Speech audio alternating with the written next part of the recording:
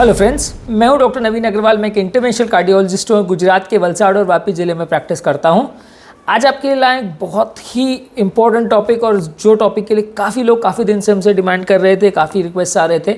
सीटी एंजियो और conventional angio में क्या डिफरेंस है, ये दोनों किस तरह की मोडालिटीज़ हैं, और इसमें इन्वेजिव नॉन इन्वेजिव क्या है, किसको किस इंडिकेशन में करना चाहिए, क्यों कार्डियोलॉजिस्ट प्रिफर नहीं करते हैं सीटी एंजियो, और क्यों नॉन कार्डियोलॉजिस्ट बहुत ज़्यादा प्रमोट करते हैं सीटी एंजियो को, इस बारे में बात करेंगे।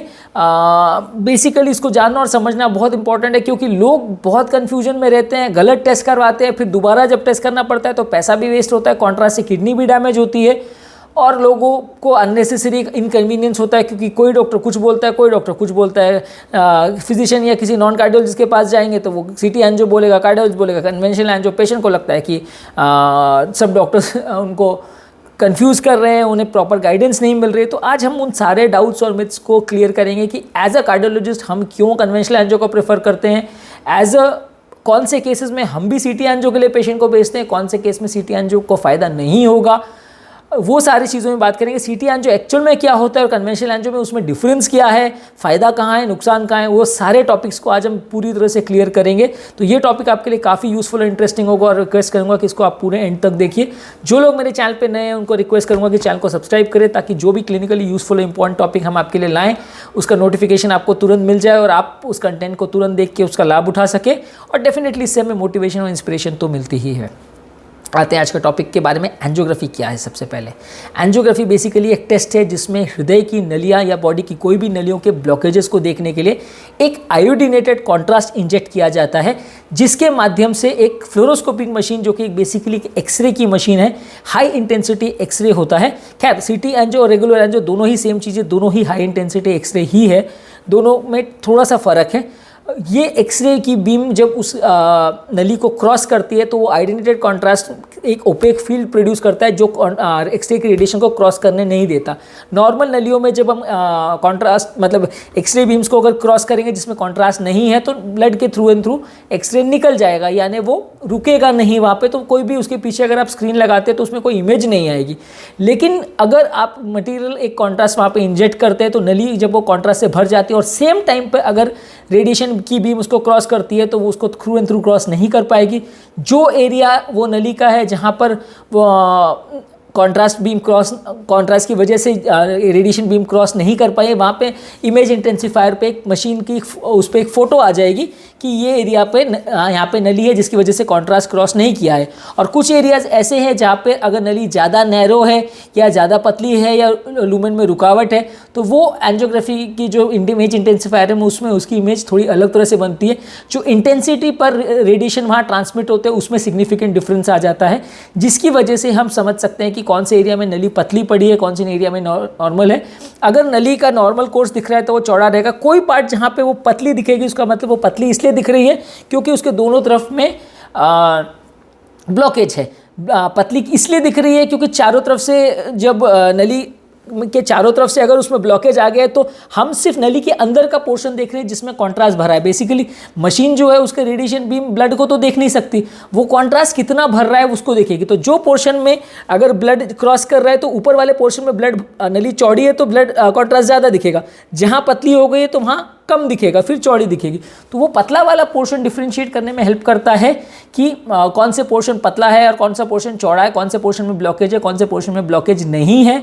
तो बेसिकली ये एक लुमिनोग्राम है, यानी लुमेन के अंदर कितना कॉन्ट्रास्ट भरता है उसके बेसिस पे उसके इमेज को हम इंटेंसिफायर से जब असेसमेंट करते हैं तो हम आपको बता सकते हैं कि नली कहाँ पे पतली है, कहाँ ब्लॉकेज है, कहाँ नहीं। ये एक इनडायरेक्ट असेसमेंट है कि कहाँ पे नली पतली वहाँ ब्लॉकेज है। ऑब्वियसली नली के बाहर से भी अगर कोई रुकावट आ रही है या नली कोई और कारण से भी दब रही है तो भी वहाँ पे वो पतली दिखेगी, चाहे वो मायोकार्डियल ब्रिज की वजह से दब रही है, चाहे वो बाहर से कोई रुकावट आ रही है या बाहर से कोई ट्यूमर है, गठान उसको कंप्रेस कर रहे हैं, तो भी वहाँ पे नली पतली ही दिखेगी। पर सबका शेप और पैटर्न थोड़ा डिफरेंट होगा, इसके बेसिस पे डॉक्टर आपको डिफ्रेंशिएट करके बता सकते हैं कि कहाँ पे ब्लॉकेज है, और उसके अनुसार हम वहाँ पे ट्रीटमेंट स्ट्रैटेजी प्लान कर सकते हैं। अब आते हैं सीटी एंजियो और कन्वेंशनल एंजियो में डिफरेंस क्या है। कन्वेंशनल एंजियो का बेसिकली मतलब ये है कि उसमें हम कैथेटर के द्वारा हार्ट के पास एक कैथेटर ले जाके उसमें कॉन्ट्रास्ट इंजेक्ट करते हैं। इसके लिए पेशेंट को 2 से 3 घंटे अगर हाथ से एंजियो करें और पाँव से अगर एंजियो करें तो 4 से 6 घंटे हॉस्पिटल में एडमिट होना पड़ता है। इसमें हम पेशेंट को एक कैथलैब करके कार्डियक कैथेटराइजेशन लेबोरेटरी होती है, कैथलैब कॉमन भाषा में इसे बोलते हैं, वहाँ पे पेशेंट को रखते हैं। वो भी बेसिकली सीटी स्कैन जैसी ही मशीन है, उसमें भी रेडिएशन बीम ही क्रॉस करता है और एक सेमी सर्कुलर आर्क होता है मशीन का, जो एक साइड से दूसरी साइड रेडिएशन बीम को क्रॉस करता है। एक तरफ से रेडिएशन बीम निकलती है और पेशेंट की दूसरी तरफ जो है एक इमेज इंटेंसिफायर रहता है जो इमेज को कैप्चर करता है और मशीन पर उसकी फ़ोटो आ जाती है। ये कैथेटर जो इसके लिए कैथेटर एंजियो करते हैं, इसको कन्वेंशनल एंजियो जिसको करते हैं इसका कैथेटर एंजियो इसलिए बोलते हैं क्योंकि उसमें हम नली के अंदर एक कैथेटर पास करते हैं और हार्ट के पास लेके जाते हैं, जबकि सीटी एंजियो में कोई कैथेटर यूज़ नहीं किया जाता। वहाँ पे वीनस कैनुला के माध्यम से जिस तरह से हम सलाइन इंजेक्ट करते हैं, उसी तरह कैनुला से हम एक बहुत फोर्सफुल पावर इंजेक्टर के माध्यम से कॉन्ट्रास्ट डायरेक्टली पुश करते हैं। तो इसमें हार्ट के अंदर या हार्ट के पास कोई कैथेटर ले जाने की ज़रूरत नहीं पड़ती, इसलिए कन्वेंशनली इसको लेस इन्वेजिव माना जाता है सीटी एंजियो को रेगुलर एंजियो के कंपैरिजन में। सीटी एंजियो के लिए हॉस्पिटलाइजेशन की ज़रूरत नहीं होती। रेगुलर एंजियो के लिए आपको 3-4 घंटे या 6 घंटे हॉस्पिटलाइजेशन करना पड़ता है। रेगुलर एंजियो में आर्टीरियल पंचर होता है, यानी बड़ी नस जिसे हाई प्रेशर आर्टरी बोलते हैं, जो हार्ट के से ब्लड को शरीर में ले जाती है, उसको पंचर करना पड़ता है। अगर हाथ से किया गया तो उसे रेडियल आर्टरी बोलते हैं, पाँव से किया गया तो फीमोरल आर्टरी बोलते हैं, इसे पंचर किया जाता है। जबकि सीटी एंजियो में एक वीनस कैनुला के माध्यम से कॉन्ट्रास्ट इंजेक्ट किया जाता है, तो इसमें आर्टीरियल पंक्चर नहीं होता है, तो इसलिए ब्लीडिंग का चांस और प्रॉब्लम्स होने का चांस थोड़ा कम रहता है। कन्वेंशनल एंजियो में बेसिकली सबसे पहले हम रेडियल आर्टरी या फीमोरल आर्टरी वहाँ पे एक नीडल पंचर करते हैं, एक वायर पास करते हैं, वो वायर के ऊपर एक शीट या एक कैनुला क्रॉस करते हैं। ये कैनुला को हम वहाँ पे छोड़ देते हैं और उस कैनुला के थ्रू एक कैथेटर हम हार्ट के पास लेके जाते हैं। ये कैथेटर बेसिकली एक पतली सी ट्यूबिंग होती है, उसके थ्रू से कॉन्ट्रास्ट हम इंजेक्ट कर सकते हैं। ये अंदर से खोखली होती है, इसको हार्ट के पास ले जाके हमारे एंगुलेशन या उसके अंदाज के हिसाब से हम हार्ट की नली में इसको कैनुलेट करते हैं, हुक करते हैं, जिस यहाँ बैठा देते हैं। और जब एक कैथेटर एक स्टेबल पोजीशन पे आ जाता है तो हम एक कॉन्ट्रास्ट इंजेक्ट करते हैं और मशीन पर उसी टाइम पे रेडिएशन बीम को क्रॉस करते हैं तो मशीन पर एक फ़ोटो आ जाती है, जिसको हम सेम टाइम लाइव इंटरप्रिटेशन करके पेशेंट को लाइव दिखा भी सकते हैं। और प्रोसीजर होने के बाद हम पेशेंट को उसका इमेजेस वगैरह दिखा के उनको बता सकते हैं कि कहाँ पर ब्लॉकेजेस हैं या नहीं है। 3-4 बेसिक डिफरेंस हो गए सीटी एंजियो रेगुलर एंजियो में। एक तो एडमिशन की ज़रूरत है सीटी रेगुलर एंजियो में, सीटी एंजियो में नहीं है। आर्टीरियल पंक्चर की ज़रूरत है रेगुलर एंजियो में, सीटी एंजियो में नहीं है। कैथेटर हार्ट के पास ले जाने की ज़रूरत है कन्वेंशनल एंजियो में, सीटी एंजियो में नहीं है। तो ये बेसिकली 3-4 डिफरेंस हो गए, जिसकी वजह से रेगुलर एंजियो को इन्वेजिव माना जाता है, सीटी एंजियो को नॉन इन्वेजिव माना जाता है। पूरी तरह से नॉन इन्वेजिव वो भी नहीं होता, उसमें भी कॉन्ट्रास्ट इंजेक्ट तो करना ही पड़ता है, मशीन पे तो कुछ देर तो लेटना ही पड़ता है पेशेंट को। बस हाँ, क्योंकि वीनस कैनुला इंजेक्ट किया जाता है तो तुरंत उसको बाहर निकाल के पेशेंट को आधे घंटे में वहाँ से भेजा जा सकता है। जबकि रेगुलर एंजियो में क्योंकि हम कैथेटर रेडियल आर्टरी में डालते हैं या फीमोरल आर्टरी में डालते हैं, तो 2 से 6 घंटे हमें हॉस्पिटल में पेशेंट को रखना पड़ता है, क्योंकि आर्टरियल पंक्चर को घाव को भरने में थोड़ा सा टाइम लगता है, जिसकी वजह से अगर तुरंत पेशेंट को घर भेज दिया जाए तो ब्लीडिंग होने का अंदेशा ज़्यादा रहता है। इस वजह से हम रेगुलर एंजियो वाले पेशेंट्स को 2 से 6 घंटे रखते हैं, सीटी एंजियो वाले पेशेंट्स को रखते नहीं हैं। रेगुलर एंजियो और सीटी एंजियो में एक इंपॉर्टेंट और सबसे बेसिक डिफरेंस ये है कि रेगुलर एंजियो की प्रेडिक्टिव वैल्यू बहुत ज़्यादा अच्छी है। Almost 99 to 100% sure shot report आती है इसमें, और इसमें गलती होने का अंदेशा बहुत कम है। इसकी रिलायबिलिटी बहुत ज़्यादा है और उसको दुनिया भर में आप कहीं पे भी वो सीडी को आप ले जाके, हम पेशेंट का जो इमेज देते हैं वो एक सीडी में रिकॉर्ड करके पेशेंट को दे देते हैं, साथ में उसका डायग्राम और उसका एक रिपोर्ट पेशेंट को दे देते हैं। ये सीडी की वैलिडिटी सब जगह है, आप इसको किसी भी जगह पे किसी भी डॉक्टर को ले जाके दिखा सकते हैं जो हार्ट से संबंधित काम करता हो। वो सीडी को ले जाकर दुनिया के किसी और कंट्री में भी आप दिखाओगे तो भी उसकी वैलिडिटी है, क्योंकि उसका इमेज पैटर्न जो है वो सब जगह सेम रहता है। हाँ, जो ब्लॉकेजेस का परसेंटेज है वो पेशेंट टू पेशेंट अलग अलग डॉक्टर अलग अलग इंटरप्रिटेशन बता सकते हैं, क्योंकि ब्लॉकेज का परसेंटेज जो है वो आईबॉल असेसमेंट पे होता है, विजुअल असेसमेंट पे होता है। हम अंदाज से ही पेशेंट को बताते हैं। इसमें मशीन से कोई प्रिंटेड रिपोर्ट नहीं आती कि इसमें 58% है, इसमें 68% है, इसमें 78% है, वैसा कुछ नहीं है, अंदाज है। एक ही एंजियोग्राफिक पिक्चर को अलग अलग आप कार्डियोलॉजिस्ट को दिखाओगे तो 2-5% का वेरिएशन आ सकता है। कोई इसको 70 बोलेगा, कोई 75 बोलेगा, कोई 78 बोलेगा, डिफरेंस थोड़ा बहुत आ सकता है, क्योंकि अलग अलग व्यू में ब्लॉकेज अलग अलग एंगल से अलग अलग परसेंटेज सिवियरिटी दिख सकता है। और कोई भी प्रिंटेड रिपोर्ट डायरेक्टली मशीन से नहीं निकल के आती है कि इतना % ब्लॉकेज है। आ सकती है, उसके भी कुछ टेक्निक्स हैं, लेकिन वो यूजुअली नहीं किया जाता है। ज़्यादातर कार्डियोलॉजिस्ट अपने असेसमेंट के बेसिस पे आपको बता देता है, इसलिए थोड़ा इंटर ऑब्जर्वर वेरिएशन इसमें हो सकता है। पर हाँ, इसकी क्रेडिबिलिटी फिर भी बहुत ज़्यादा है। दुनिया भर में इसकी वैलिडिटी आप कहीं पर भी ले जाके उस रिपोर्ट को आप असेसमेंट करवा सकते हैं और आपको इसमें कोई भी ऐसा नहीं आएगा कि ये वैलिड यहाँ नहीं है या इसकी रिलायबिलिटी कम है या इसको फिर से रिपीट करने की ज़रूरत है। हाँ, अगर इमेज क्वालिटी बहुत ख़राब है, कई मशीन्स में ऐसा होता है, या कई ऑपरेटर्स की कभी कभार मिस्टेक की वजह से इमेज क्वालिटी कई बार बहुत अच्छी नहीं आती है, या कई बार ऐसा होता है कि दूसरा कार्डियोलॉजिस्ट कोई और व्यू में उसको टेस्ट करना चाहता है, क्योंकि अलग अलग पोजीशन में गैंट्री को रोटेट करके हम अलग अलग एंगल से नली की फ़ोटो लेते हैं। सेम ही ब्लॉकेज को अलग अलग एंगल से विजुअलाइज करते हैं, ताकि ऐसा नहीं हो कि कोई भी नली के एंगुलेशन की वजह से कहीं पे ब्लॉकेज ना हो, वो दिख जाए, या कोई ब्लॉकेज मिस हो जाए, ऐसा ना हो। इसके लिए अलग अलग व्यूज़ लेते हैं। नया ऑपरेटर कभी कभी ऐसा बोल सकता है कि साहब ये व्यू मुझे एक्स्ट्रा चाहिए, मुझे ये ब्लॉकेज अच्छे से नहीं समझ में आ रहा, मुझे इसको फिर से असेसमेंट करना है, तो कर सकता है। पर यूजली सीटी एंजियो के कंपैरिजन में रेगुलर एंजियो की वैलिडिटी सब जगह है, हर कार्डियोलॉजिस्ट इसको मानेगा, और हार्डली 100 में से 2 या 3 या 5% केसेस में ही ऐसा होगा कि आपको रिपीट एंजियो की ज़रूरत पड़ेगी। उस सीडी की validity at least 6 months to 1 year सब जगह चलेगा। सीटी एंजियो की रिलायबिलिटी कंपैरेटिवली कम है। सीटी एंजियो में वो इमेज जो भी आती है, अगर पॉजिटिव आ रही है या ब्लॉकेज आ रहा है, तो उसको रिकन्फर्म करने के लिए रेगुलर एंजियो फिर से करना ही पड़ता है, क्योंकि बहुत बार डिस्क्रिपेंसी हो जाती है। और दोनों में जहां फाइनल इमेज की बात होगी या फाइनल ट्रीटमेंट करने का डिसीजन अगर लेना है, तो वो रेगुलर एंजियो या कन्वेंशनल एंजियो की ही वैलिडिटी है। सीटी एंजियो की उसमें कोई रिलायबिलिटी नहीं है। सीटी एंजियो में परसेंटेज कितना ब्लॉकेज है वो एग्जैक्ट आपको मशीन कभी भी नहीं बता पाएगी, और बहुत केसेस में ऐसा देखा गया है कि सीटी एंजियो बहुत सिग्निफिकेंट गलतियां कर देता है। ब्लॉकेज का परसेंटेज में 2-5 नहीं 20-50% का भी वेरिएशन या गलती कर सकता है सीटी एंजियो। तो इसलिए सीटी एंजियो की क्रेडिबिलिटी बहुत कम है। नॉर्मल रिपोर्ट की वैलिडिटी सीटी एंजियो की अच्छी है, यानी कि सीटी एंजियो अगर किसी को अच्छी रिपोर्ट दे रहा है, नॉर्मल दे रहा है, नली में फ्लो बिल्कुल अच्छा जा रहा है, कहीं पे भी नली दबी हुई नहीं है, तो उसकी वैलिडिटी अच्छी है। लेकिन हाँ, अगर वो कोई ब्लॉकेज दे रहा है कि यहाँ इसमें कुछ सिग्निफिकेंट ब्लॉकेज दिख रहा है, तो उसको फिर से रेगुलर एंजियो करके कंफर्म करना पड़ेगा। यही कारण है कि कार्डियोलॉजिस्ट सीटी एंजियो ज़्यादातर केसेस में नहीं बोलते।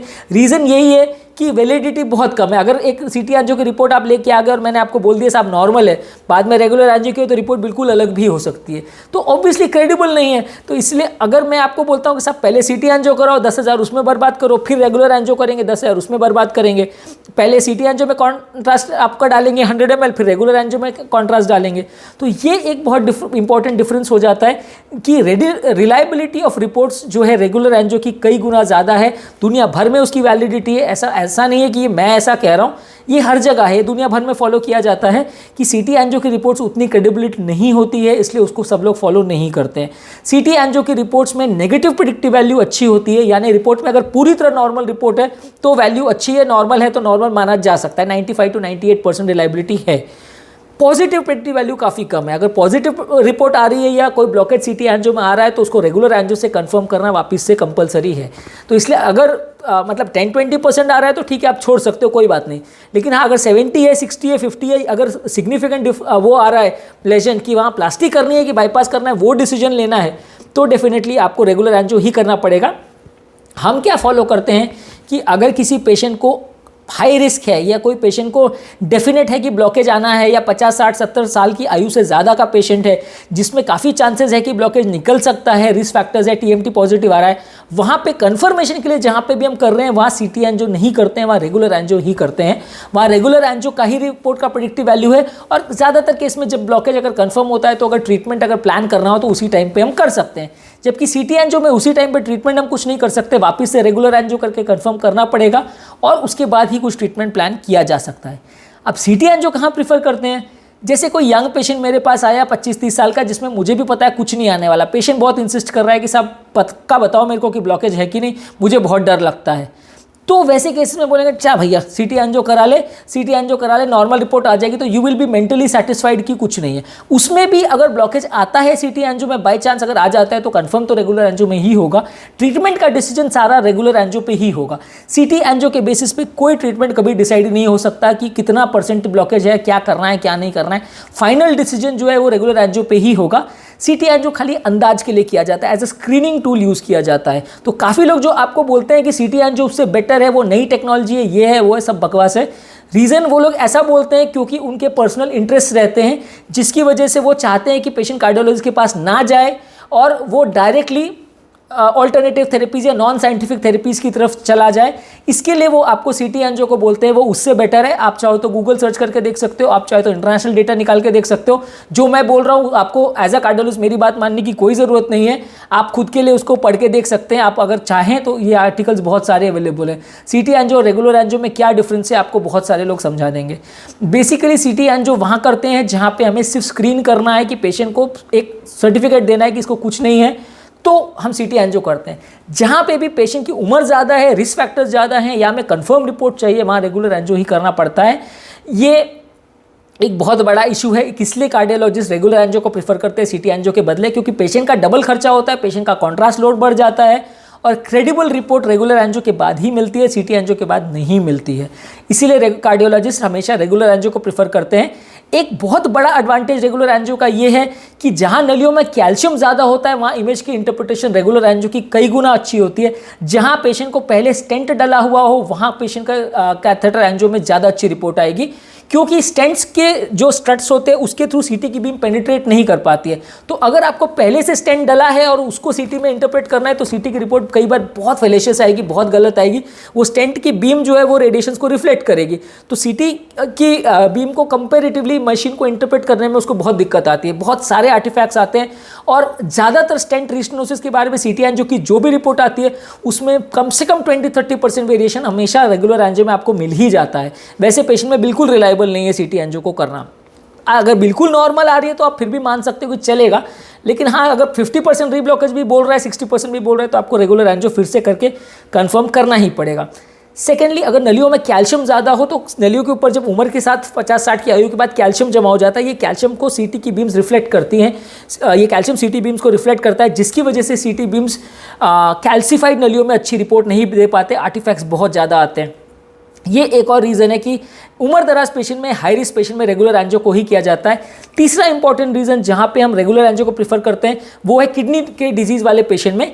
रेगुलर एंजियो जब हम करते हैं कैथेटर वाला, तो मैक्सिमम जो कॉन्ट्रास्ट का अमाउंट यूज़ होता है वो 10-20 ml यूज़ होता है, और उसमें कुछ महंगे कॉन्ट्रास्ट भी अवेलेबल हैं जो हम स्पेसिफिकली किडनी पेशेंट्स में यूज़ कर सकते हैं ताकि बहुत कम कॉन्ट्रास्ट यूज़ हो।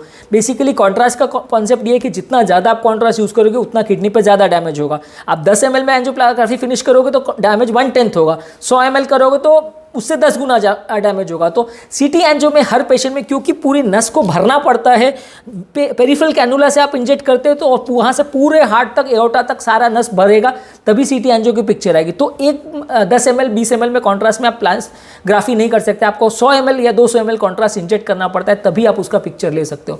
जबकि रेगुलर एंजियो में या कन्वेंशनल कैथेटर एंजियो में आप डायरेक्ट नली के अंदर ही कैथेटर बिठा के कर रहे हो, तो आप थोड़ा सा 5 ml कॉन्ट्रास्ट भी दोगे तो नली भर जाएगी, तो आपको उसको अच्छी इमेज आ सकती है। दूसरा क्या है कि कई बार ऐसे पेशेंट्स में हम डाइल्यूटेड कॉन्ट्रास्ट भी यूज़ कर सकते हैं, क्योंकि इमेज की क्वालिटी इतनी अच्छी होती है रेगुलर एंजियो में कि हम उसको, पेशेंट को किडनी का प्रॉब्लम है तो वो 5 ml कॉन्ट्रास्ट को भी हम 1:2 रेशियो में या 3 रेशियो में सलाइन में डाइल्यूट करके डाल सकते हैं ताकि कॉन्ट्रास्ट और कम यूज़ हो। तो किडनी पेशेंट्स में एडिशनल बहुत ज़्यादा बेनिफिट होता है कि हम रेगुलर एंजियो करें सीटी एंजियो के बदले, क्योंकि इमेज की रिलायबिलिटी बहुत अच्छी है, बार बार नहीं करना पड़ेगा, एक बार में जो रिपोर्ट आ गई वो फुल एंड फाइनल है, इंटरप्रिटेशन की बार बार माथापच्ची नहीं है, सीडी की वैलिडिटी सब जगह है, जहाँ पे भी ले जाके इसको इंटरप्रेट करें आप उसको दिक्कत नहीं आएगी, सब मानेंगे उस रिपोर्ट को, और आपको किडनी का डैमेज नहीं होगा, कॉन्ट्रास्ट कंपेरेटिवली कम यूज़ होगा, जीरो होगा ऐसा नहीं कह रहा हूँ, कम होगा। तो आपको 10 गुना कॉन्ट्रास्ट जहाँ यूज़ हो रहा है और 1 गुना जहाँ यूज़ हो रहा है, ऑब्वियसली 10 टाइम्स डैमेज का असर बढ़ जाएगा। तो जितना ज़्यादा कॉन्ट्रास्ट यूज़ होगा किडनी पर उतनी मार ज़्यादा पड़ेगी। तो जो पेशेंट डायबिटिक है, हाइपरटेंसिव है, पहले का किडनी का प्रॉब्लम है, जिनको ऑलरेडी दिक्कत आ चुकी है, किडनी का creatinine already border line levels पे आ चुका है, वहाँ डेफिनेटली आपको सीटी एंजियो नहीं करना है, वहाँ रेगुलर एंजियो ही करना है। अगर कर भी सकते हैं, कई बार रेगुलर एंजियो भी नहीं कर पाते, इतना किडनी का डैमेज होता है, तो वैसे पेशेंट में सीटी एंजियो इज़ आउट। पर हाँ, अगर नॉर्मल किडनी फंक्शन है, सिर्फ स्क्रीनिंग के लिए कर रहे हैं, वहाँ सीटी एंजियो को करिए। जहाँ कंफर्म रिपोर्ट चाहिए, जहाँ श्योर शॉट रिपोर्ट चाहिए, पेशेंट को पहले स्टेंट हुआ है, पेशेंट को अगर पहले कैल्सीफाइड नलियाँ हैं, तो वैसे केस में रेगुलर एंजियो ही करेंगे। अब सब बोलेंगे कि सब सारे फायदे अगर रेगुलर एंजियो में, तो सीटी करना ही क्यों है? सबसे अच्छा एडवांटेज सीटी का ये है, 3-4 एडवांटेज है। एक तो हॉस्पिटलाइजेशन नहीं लगेगा, वीनस कैनुला लगेगा तो आर्टिकुलर पंक्चर जब करते हैं तो ब्लीडिंग रिस्क, इन्फेक्शन रिस्क कई गुना ज़्यादा होता है, ये हम भी मानते हैं। तो इसलिए वैसे केस में सीटी एंजियो ज़्यादा अच्छा है, स्क्रीनिंग के हिसाब से अच्छा है। जहाँ यंग पेशेंट में हमें रूल आउट करना है, टीएमटी में बॉर्डर लाइन रिपोर्ट आ रही, क्लियर नहीं हो रहा कि ब्लॉकेज है कि नहीं, वहाँ सीटी करके देख सकते हैं। हमें भी 95% श्योर है कि पेशेंट को कुछ नहीं निकलेगा, सीटी एक कन्फर्म रिपोर्ट दे देता है, तो हमें मन की तसल्ली हो जाती है, मन की शांति के लिए है, वो कन्फर्म रिपोर्ट के लिए नहीं है। इसके अलावा किसी को अगर बाईपास किया हुआ हो या अनॉमलस वेसल्स हो तो उसमें सीटी एंजियो बेटर पड़ता है। क्यों बेटर पड़ता है? क्योंकि बाईपास के ग्राफ्ट्स अलग अलग सर्जन अलग अलग एंगल्स में लगा देते हैं। हमारे कैथेटर्स जो डिज़ाइन होते हैं नलियों में बैठाने के लिए, वो एक स्पेसिफिक नेचुरल पोजीशन के हिसाब से कंपनीज बनाती हैं कि ये पोजीशन में कैथेटर ऐसे एंगल करेगा तो बैठेगा। क्योंकि ये कैथेटर्स कोई डायरेक्टली इमेज देख के तो बैठाते नहीं है, मशीन पर उसकी फोटो देख के अंदाज से ही बैठाना पड़ता है कैथेटर्स को नली में, और जब तक नली में बैठेगा नहीं कैथेटर तब तक रिपोर्ट अच्छी नहीं आएगी, इमेज ब्लर आएगी। तो आपको कैथेटर्स को नली में बिठाना कंपलसरी होता है। जहाँ बाईपास ग्राफ्ट और एनॉमलस वेसल्स की नौबत आती है, वहाँ पे रेगुलर एंजियो कैथेटर वाला करने में कार्डियोलॉजिस्ट को दिक्कत आती है।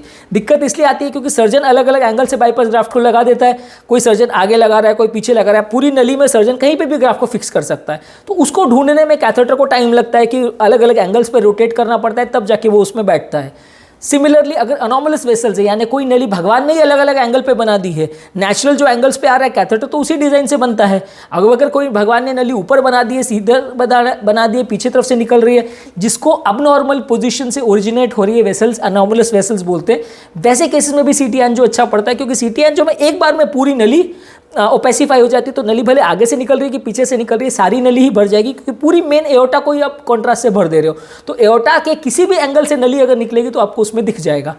एक और एडवांटेज ये है कि सीटी एंजियो में आपको एक 3 डायमेंशनल पिक्चर मिलता है। तो नली में अगर कोई एक्सट्रिंसिक कंप्रेशन आ रहा हो, कोई एंगल की वजह से या कोई हड्डी की वजह से या कोई बोन या ट्यूमर कैंसर की वजह से नली दब रही हो, तो वो आपको उसमें दिख जाएगा।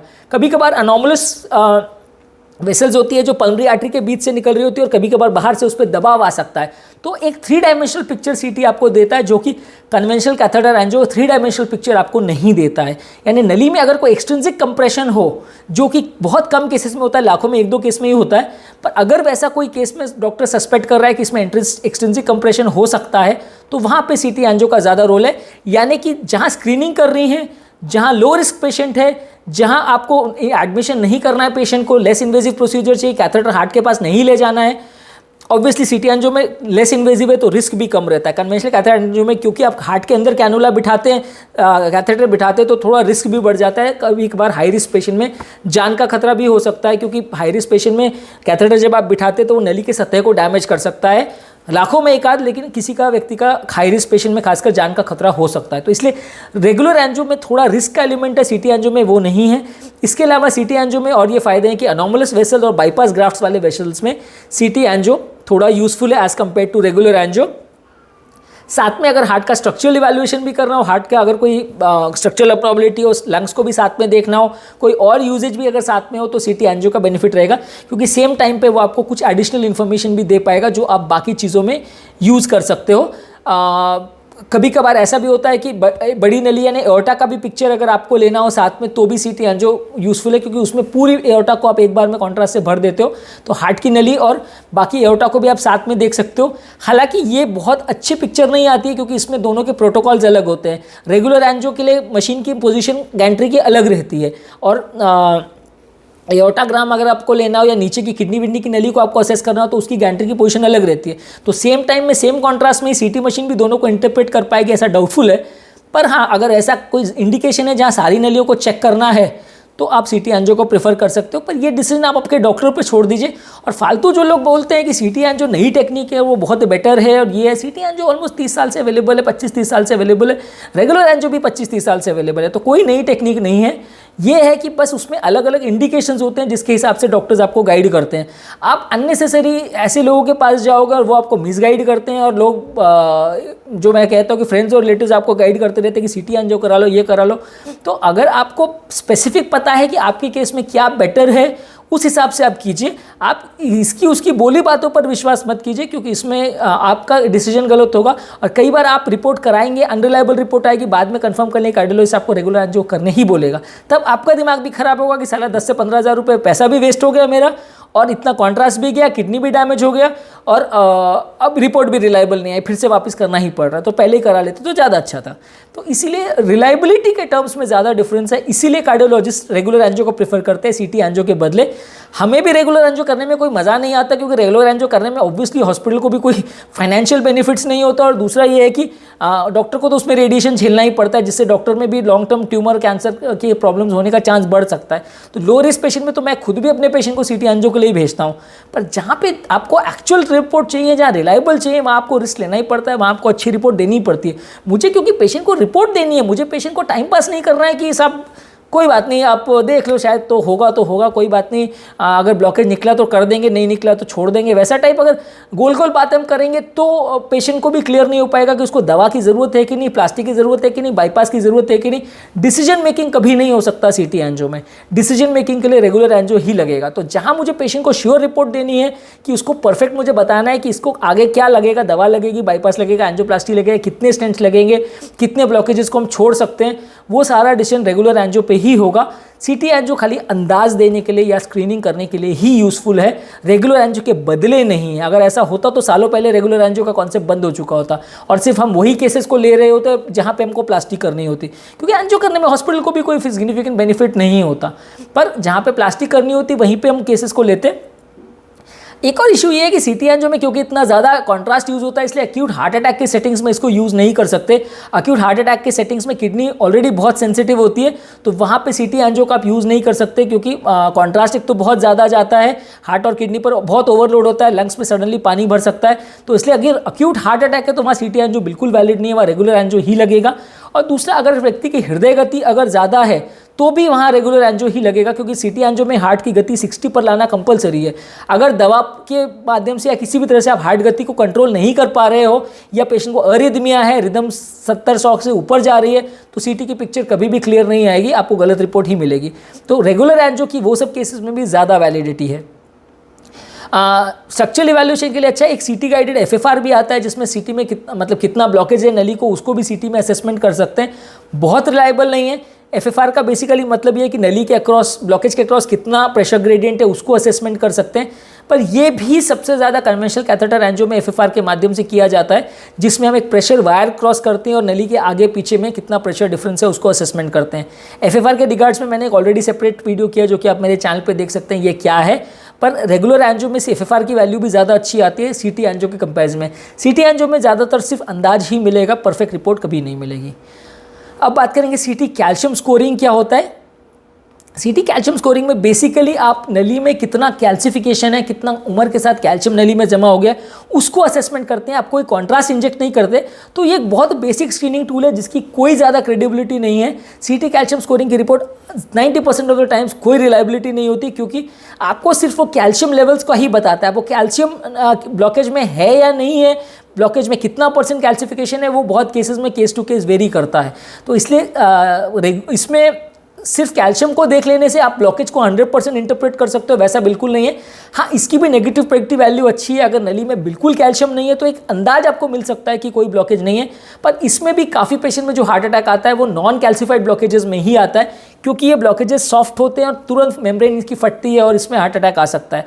तो ये केसेस में भी सीटी कैल्शियम स्कोरिंग की रिलायबिलिटी बहुत कम है।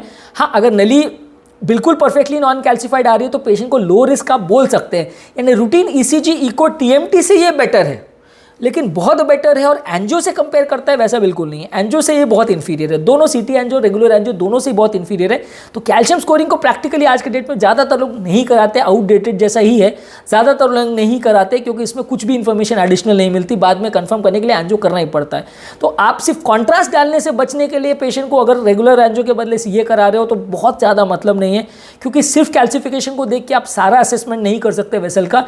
खाली एक बेसिक अंदाज ही आपको मिलेगा, आपको परफेक्ट रिपोर्ट कभी नहीं मिलेगी, कितना % ब्लॉकेज है, क्या करना है। और बेसिकली हमें तो वही तो जानना है, एंजियोग्राफी का पर्पस क्या है कि ये जानना कि कितना ब्लॉकेज है पेशेंट को, ताकि ट्रीटमेंट करना है कि नहीं वो डिसाइड करना है। आपको वही रिपोर्ट नहीं मिल रही तो सिर्फ कैल्शियम जान के आप क्या करोगे, तो उससे ट्रीटमेंट स्ट्रैटेजी में कुछ खास चेंज नहीं होता।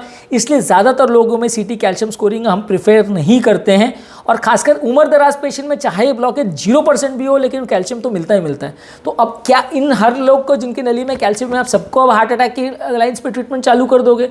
नहीं, क्योंकि उनको कैल्शियम डिजेनरेटिव प्रोसेस की वजह से हो रहा है। तो वैसे लोगों में कैल्शियम स्कोरिंग बिल्कुल ही गलत आएगा, कैल्शियम स्कोरिंग बहुत ज़्यादा आएगा, लेकिन ब्लॉकेज हो या नहीं हो वो केस टू केस वेरी करेगा। तो ऐसे सब केसेस में आपको रेगुलर एंजियो बाद में करना ही पड़ता है कंफर्म करने के लिए। इसलिए सीटी कैल्शियम स्कोरिंग पहले एज ए स्क्रीनिंग टूल बहुत ज़्यादा प्रमोट होता था, लेकिन अब इसका रियलाइज ज़्यादातर लोगों ने किया है कि इसमें बहुत एडवांटेज नहीं मिलता, पेशेंट का अननेसेसरी टाइम और पैसा बिगड़ता है, और at the end of the day patient को भले पैसा लगे या कुछ भी लगे, पेशेंट को रिलायबल रिपोर्ट चाहिए, पेशेंट को बकवास नहीं चाहिए, पेशेंट को टाइम पास नहीं चाहिए, पेशेंट को क्रेडिबल रिपोर्ट चाहिए कि क्या है आप मुझे बताओ, फिर हम ट्रीटमेंट प्लान करेंगे। आप पेशेंट को खाली बोल दोगे साहब कैल्शियम आपका 400 है, ब्लॉकेज है कि नहीं पता नहीं, आपका कैल्शियम इसमें 200 है, ब्लॉकेज है कि नहीं पता नहीं, तो उस रिपोर्ट को पेशेंट भी क्या करेगा, पेशेंट के लिए क्या वैल्यू है उसकी, कैल्शियम स्कोर उसका भले 0 हो कि 200 हो कि 400 हो, उसको तो ये जानना है कि मुझे ट्रीटमेंट करना है कि नहीं करना है, मुझे उसका ब्लॉकेज का निवारण करना है कि नहीं करना है, आप मुझे वो बताओ कि आगे क्या करना है। कैल्शियम स्कोर 200 है कि 300 है कि 400 है कि 800 है, वो जान के मेरे को क्या फ़ायदा होने वाला है। जब फाइनली रिपोर्ट बनेगी एंजियो पर, तो डायरेक्टली एंजियो करो, कैल्शियम कितना है वो उसमें भी दिख जाएगा। तो that is the importance why CT calcium scoring direct isolated way में ज़्यादातर लोग नहीं प्रेफर करते, रिलायबल रिपोर्ट्स नहीं है, कोई एडिशनल इनपुट या इन्फॉर्मेशन नहीं मिलती है, और आई डोंट थिंक कोई भी कार्डियोलॉजिस्ट रिकमेंड करता है सीटी कैल्शियम स्कोरिंग एज के ऑफ नाउ। फिजिशियंस कई बार रिप्रेजेंट करते हैं, जनरल प्रैक्टिशनर्स रिकमेंड करते हैं, नॉन साइंटिफिक थेरेपी ईसीपी और कीलेशन थेरेपी रिकमेंड करने वाले लोग ऐसी चीज़ें करवाते रहते हैं, पर इसका एक्चुअल और प्रैक्टिकल यूजेज कुछ भी नहीं है। तो आई डोंट थिंक आज के डेट में इसको बहुत ज़्यादा लोग प्रेफर करते हैं। आज के टॉपिक के माध्यम से हमने ये डिस्कस करने की कोशिश की कि सीटी एंजियो और रेगुलर एंजियो में क्या डिफरेंस है, बहुत सारे पॉइंट्स हैं, सारी चीज़ों को मैंने फुल कवर करने की कोशिश की है। आई होप इस टॉपिक के माध्यम से आपका डाउट क्लियर हो गया होगा, और क्यों कार्डियोलॉजिस्ट रिकमेंड नहीं करते हैं कैथेटर एंजियो को और कहाँ पे हम रिकमेंड करते हैं, वो चीज़ आपको समझने में थोड़ी मदद मिली होगी। तो बेसिक कॉन्सेप्ट बनाने के लिए मैंने ये टॉपिक में एक्सटेंसिव डिस्कशन किया है। आई होप कि आपको कॉन्सेप्ट क्लियर हो गया होगा। और अब अगर कार्डियोलॉजिस्ट आपको ये बोलते हैं कि रेगुलर एंजियो करो, सीटी नहीं करो, तो आप डेफिनेटली कार्डियोलॉजिस्ट पर शक करने के बदले आप उसको समझ सकेंगे बेटर कि ये डिसीजन क्यों लिया गया है और ये आपकी बेहतरी में है, तो आप उसको बेटर समझ के, बेटर रिसर्च करके बेटर कंप्लाई कर सकोगे। मेरे चैनल का बेसिक पर्पज़ ये है कि हार्ट और हेल्थ से रिलेटेड साइंटिफिकली करेक्ट इन्फॉर्मेशन हम आपके लिए इजीली अवेलेबल करते हैं, ताकि इस तरह की इन्फॉर्मेशन के लिए आपको जगह जगह भटकना नहीं पड़े, आपको 50 लोगों से पूछना नहीं पड़े, और अनरिलायबल सोर्सेज से आपको इन्फॉर्मेशन लेनी ना पड़े। इसमें ऐसा होता है कि कई बार डॉक्टर सारी चीज़ें आपको समझा नहीं पाते। आप मेरी क्लिनिक में अगर मुझसे पूछोगे कि सीटी एंजियो और इसमें क्या डिफरेंस है, तो मैं आपको थोड़ी आधा घंटा बैठा के समझा सकता हूँ कि इसमें क्या क्या डिफरेंस है। पर ये व्लॉग के माध्यम से मैंने वो कॉन्सेप्ट को क्लियर करने की कोशिश की। आई होप कि कॉन्सेप्ट आपको थोड़ा समझ में आ गया होगा। हम चाहते हैं कि इस तरह की इन्फॉर्मेशन के लिए आप सिर्फ डॉक्टर्स पर और सिर्फ फ्रेंड्स और रिलेटिव्स पर डिपेंडेंट नहीं रहे, क्योंकि दोस्त तो एक दूसरे की सुनी हुई बातें कुछ भी बोल देते हैं, उसको फॉलो करने से कई बार फ़ायदा होने के बदले नुकसान हो जाता है। आपको अगर मेरे चैनल का कॉन्सेप्ट अच्छा लगता है तो वीडियोस को लाइक कीजिए, चैनल को सब्सक्राइब कीजिए। यदि आपको लगता है कि कॉन्सेप्ट और आपके फ्रेंड्स और रिलेटिव्स के लिए कंटेंट यूजफुल है, तो वीडियो लिंक को उनके साथ शेयर कीजिए। यदि आपको लगता है कि फ्यूचर में कोई और टॉपिक्स पर हमें वीडियोस बनाने चाहिए, या अब भी आपके कोई डाउट्स हैं, तो उनके बारे में नीचे कमेंट सेक्शन में हमें बताइए, ताकि फ्यूचर में उन टॉपिक्स को हम कवर कर सकें। सो दिस इज डॉक्टर नवीन अग्रवाल। मैं आपका तहे दिल से शुक्रिया अदा करता हूं कि आपने मेरे टॉपिक को पूरा सुना, और आई होप कि आपको कॉन्सेप्ट पूरी तरह से क्लियर हो गया होगा। फिर भी अगर कोई डाउट्स हो तो डेफिनेटली हमें पूछिए, हम आपका कॉन्सेप्ट क्लियर करेंगे, या फ्यूचर में कोई और वीडियो बना के उसको एड्रेस करेंगे। जो लोग मेरे चैनल पर नए हैं, उन्हें रिक्वेस्ट करूँगा कि चैनल को सब्सक्राइब करें। इससे डेफिनेटली हमें मोटिवेशन और इंस्पिरेशन मिलता है रहेगा कि हम फ्यूचर में नए वीडियोज़ आपके लिए लाते रहें। Thank you.